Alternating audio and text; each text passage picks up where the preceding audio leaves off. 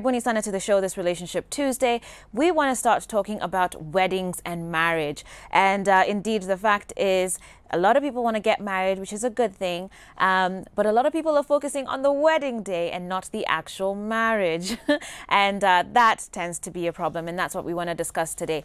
Joining me on set, I have Diane Masinde. Of course, good to see you as always. Good to see you, You're looking very sharp, I have to say. Thank you very much. I'm really liking your tie. Thank you very much. Very well done.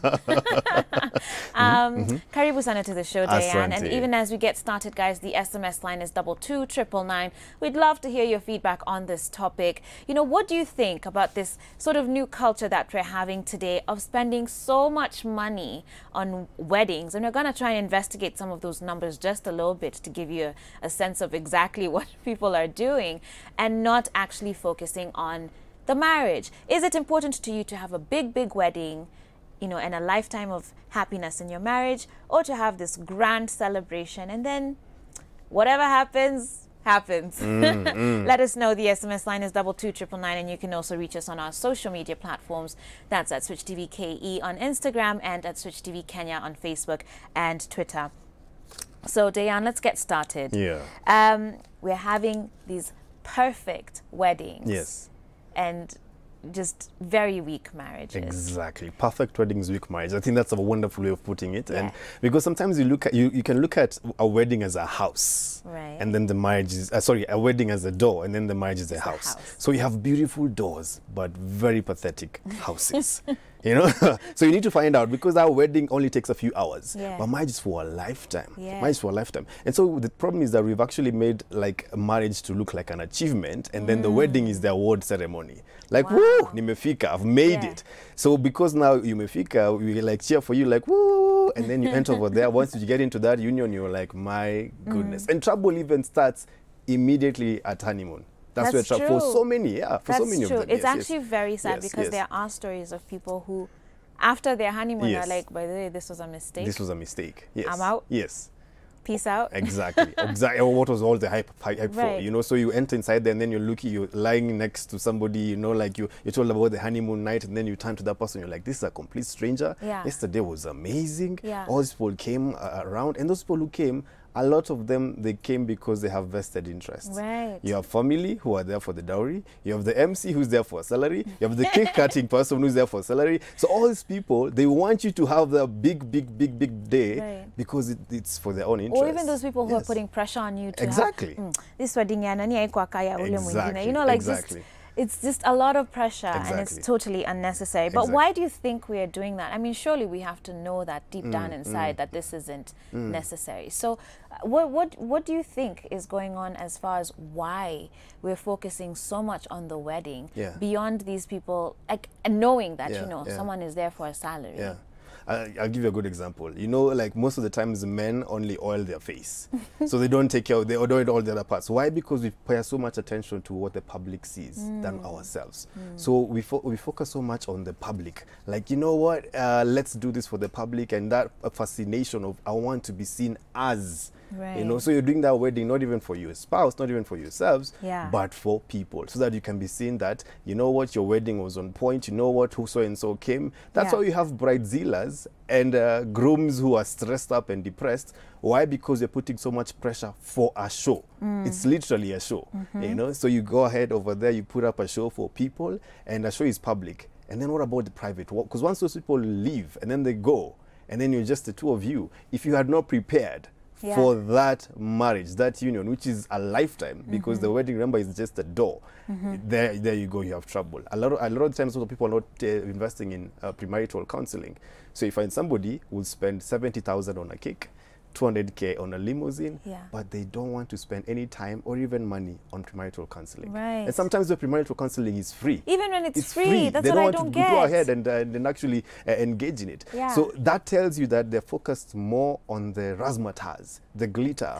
You know, you see my dress, you see the way, you know, my makeup was on point, you see the hair that I had that time, you see the car that we checked in, and all those things. Sometimes even they're either on loan, on hire, or they have to beg someone, please Committees, Committees. Oh, committees. And then you kasirika on the person. If the person doesn't send the 1,000, yeah, you're not my friend. You're not my friend. You are never happy for me. You're just a jealous person. I thought we were tight. That's it. Even friendships get ruined because of a wedding, you know? Yeah. Oh my goodness. You know what, there was an article in one of the dailies a little while ago, but let me just read portions of it. It's saying that in 2015 there were actually 8,000 weddings, not civil weddings, but like Christian, like church weddings, you know, the ones with the razzmatazz. 8,000 of them in 2015.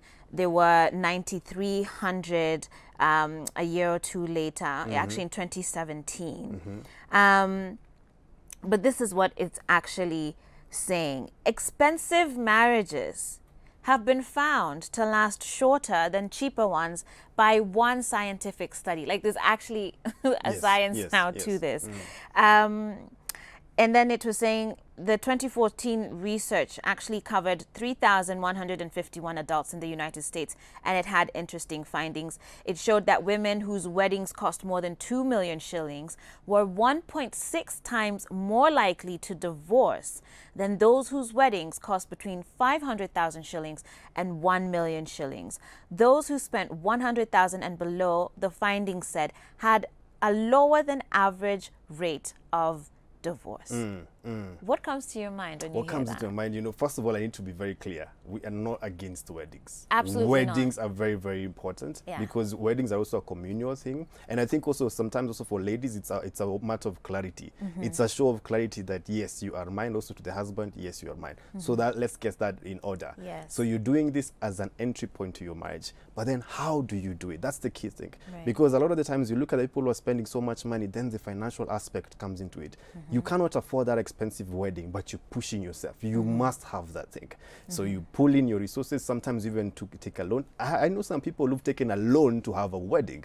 So you push yourself to do that. And then once you have the finances coming in, that's why I was saying that problems with checking in their honeymoon, because you did all these things for one day, invested in money that you didn't have, pressured yourself, and then maybe that day, maybe the bride came in later, so now the groom was like, okay, now I'm insecure, do you really want to marry me? So you start having these perceptions which you carry them into marriage, and then you put all this pressure. But you know what, you need to be that chilled out couple. If it rains on your wedding, let it rain. If the cake doesn't turn out that good, well, you know what, it's okay. As long as you're married. Yeah, that's the most important thing. So relax.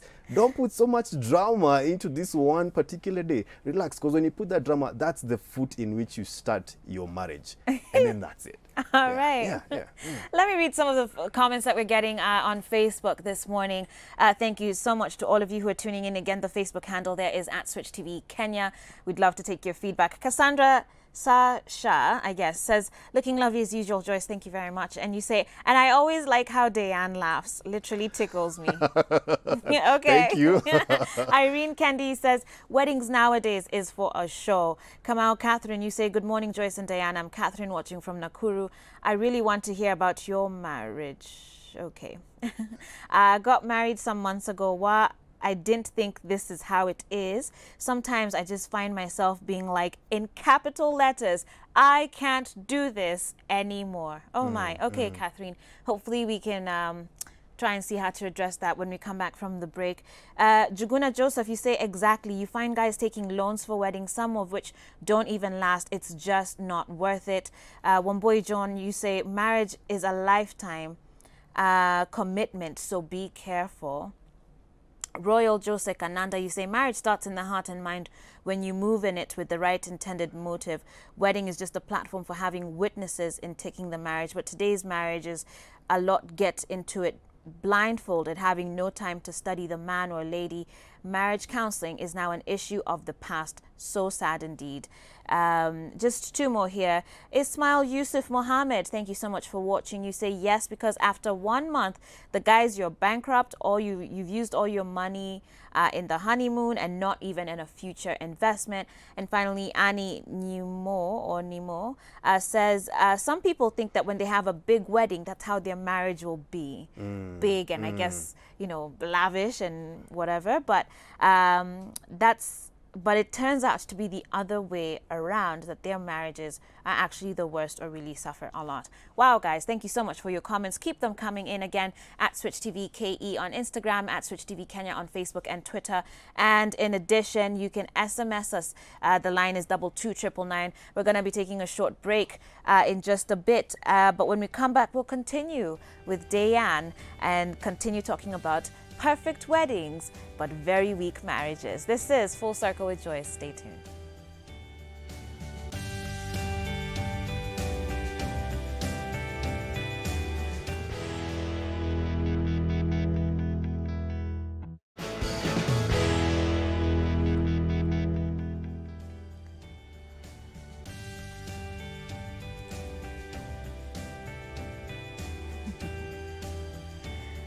All right, guys, welcome back to the show. This is Full Circle with Joyce, with me, Joyce Omondi Wahiga. And of course, I have Dayan Masinde, who's a counselor, relationship coach, joining us on the show. Karibu tena. Thank you Always so much. good to see you, and thank you for your insights. Now, guys, we're discussing perfect weddings, but very weak marriages. We've just been saying how, you know, so many people are spending an arm and a leg, a fortune on weddings, even taking bank loans, which honestly is the worst reason to take a bank loan for. And then their marriages really end up in shambles, right? Because all the investment was done on the wedding day itself, not even in premarital counseling, but just on the day, just so that you can ringa for your friends. But let's look at some of the different expenses that people actually take up for their weddings, okay? The expenses that will confront a couple during a wedding include catering. Na sayo kila mtu anataka kila kitu. You want like 5 proteins. Anyway, catering, the wedding cake, flowers, decor, photography, videography, the venue, preparation of wedding invites and programs, the tents, bride's wedding gown, the groom's suit, transport, entertainment, chairs, dance floors, lighting. I mean, the list could literally be endless. And so, you know, that's what we're discussing today. And there's an interesting comment that was written again in one of the dailies, that she was asked if there's any such thing as an extravagant wedding. Because again, what we're saying here is, it's not bad to have a wedding. Absolutely have a wedding. It's not even bad to have a big wedding if you can afford it. Okay? Exactly. Knock yourself out.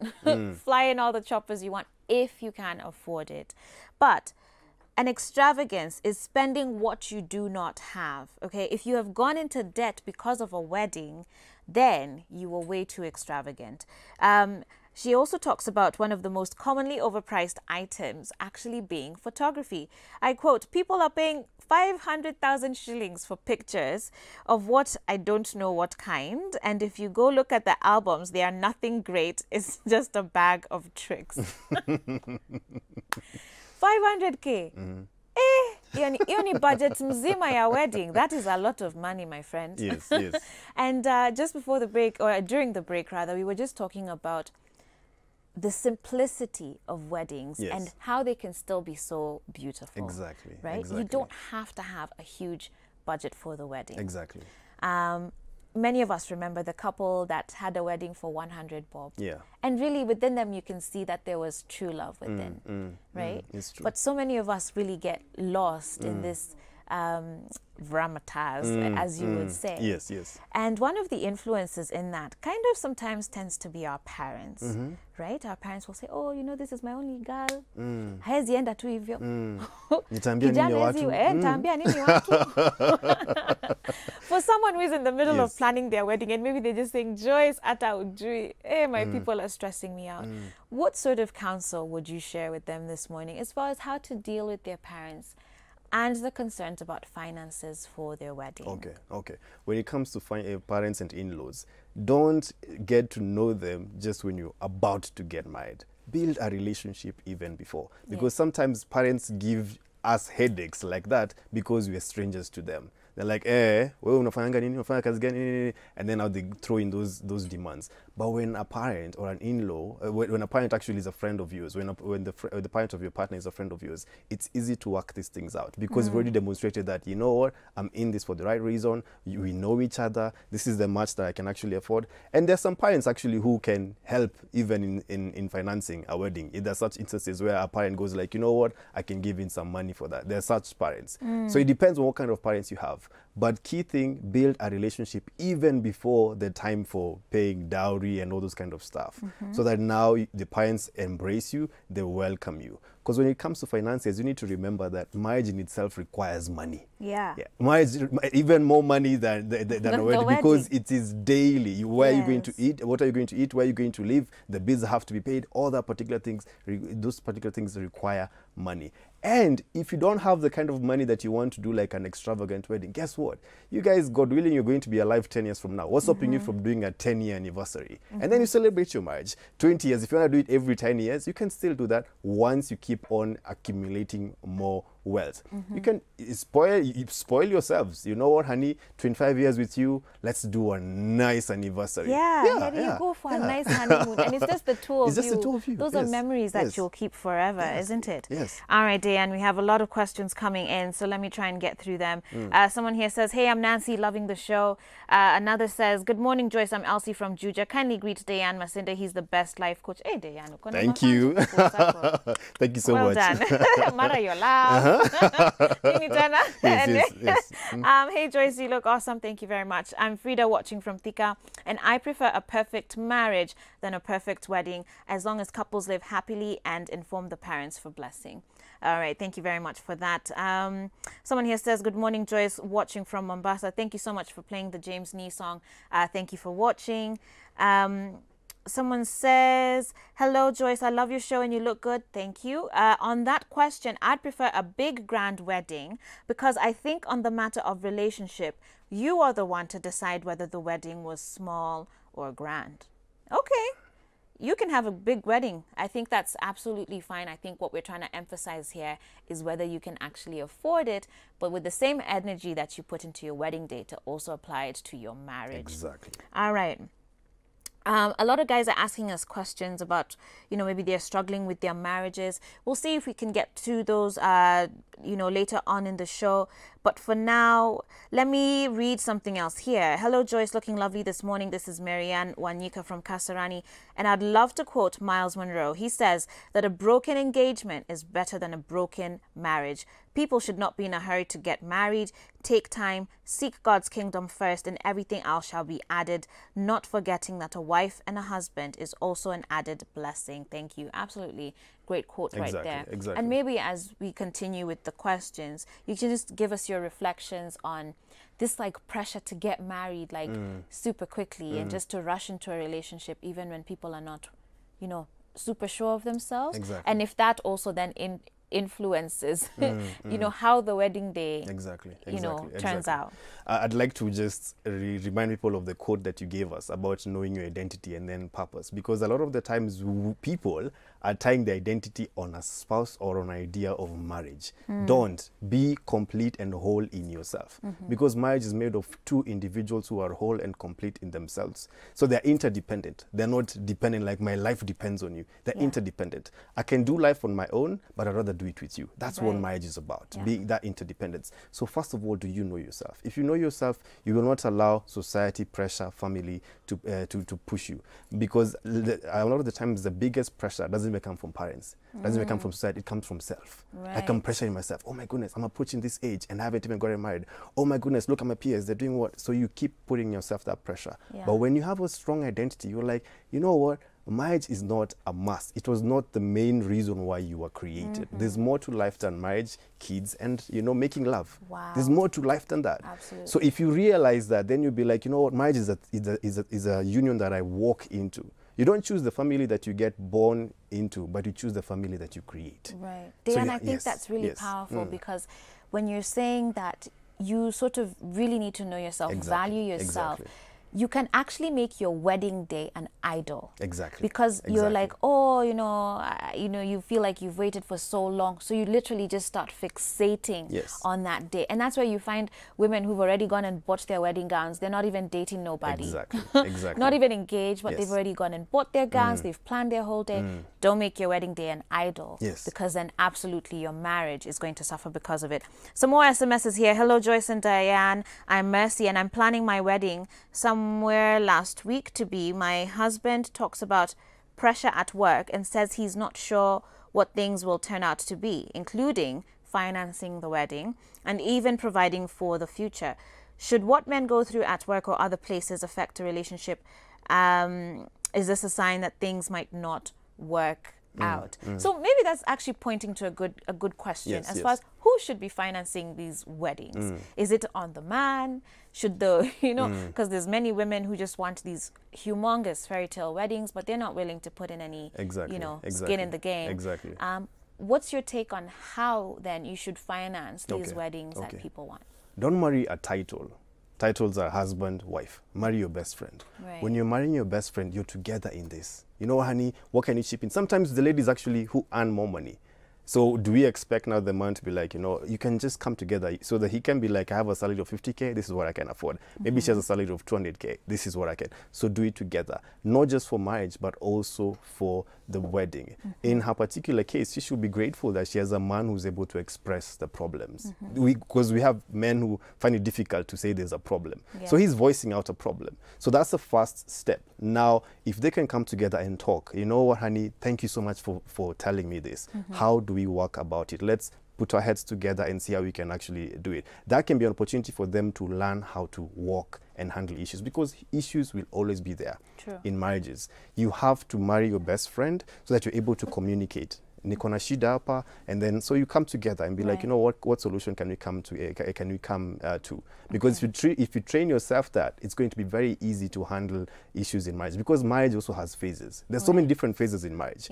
There's the trickiest phase is when now things start getting difficult, and now you start looking outside. Like I think a comment by Catherine, she mentioned that she's not even sure whether she's in the right place. She's in that phase whereby things get tricky in marriage. So I need to tell her, you know what, don't give up. Don't give up. If you need to, just seek some counseling together with your partner so that now things can actually be talked into. So solutions are there. Okay. Solutions are there, yes. Speaking of finding solutions, here's a question for you. If someone SMSs in, again, 22999 is our SMS line, and says, if your partner demands 500,000 shillings for dowry, yet you cannot afford it, do you get another? Pepper, who you read that? No, I'm not. That's not the answer. I was just making some banter. But a lot of guys, of course, young men really struggle with this. In our culture, it's an honor to the parents, to give dowry and whatnot if they, accept it. Because there's some nowadays who are just saying, know what, it's okay. But if someone, this is the person he loves, the family wants 500,000 shillings, he cannot afford it. What does he do? This is why I say it's very important to know the family before the dowry time comes, because when you approach them as a stranger, this is the kind of stuff you're going to get. That's number one. Number two, a lot of the times not even the parents, it's the relatives around the parents. My uncles and my aunties are hey, ata kaleso atuna, kume the lesson is costing 50,000, So I need to tell parents that don't put pressure and a headache on your child just because of your brother and sister who are the uncles and the aunties of the child. What you want is your child to get married to somebody of good character and somebody who's real. So check. If you're a parent, check. Who is my daughter getting married to? Who is my son marrying? And if you're that guy who you're facing this particular difficulty, approach the parents with respect and humility. Just tell them, you know what? I love your daughter. Explain why you love the daughter. She's this, and appreciate. I don't like this thing for paying dowry. You don't, that's like a transaction. You give appreciation. Because once you start paying dowry, now for you as a man, you start feeling like, you know what, I own this woman. That's why now we start seeing men who go like, I can beat this woman. I can do all these things to this woman because she's my property. I paid for her. Do you know how much I swear to pay 500K for this woman? Lazima, Kayapa. So you see her as a property that you own. But when you give it as appreciation comes from a place of love. Dad, mom, thank you. You raised this lady and she's now about to be my wife. Thank you. I can never repay you. here's a token of my appreciation. Sometimes my appreciation is not even money or Right. even cows or That's even true. goods. You can appreciate in your own unique way. Key Absolutely. thing, build that relationship. All right. Yes. Turning to Facebook now, some more of your feedback is coming in. Again, the handle there is @SwitchTV Kenya. And let's see, B. Chabet Aguas, you say, good morning, Joyce and Diane, looking good. I love it when Diane gives his pieces of advice. I'm even thinking of changing my son's name to Diane.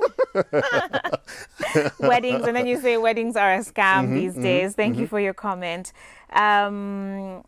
Alice Peters, you say weddings are good, but are much spent on as they are public stunts.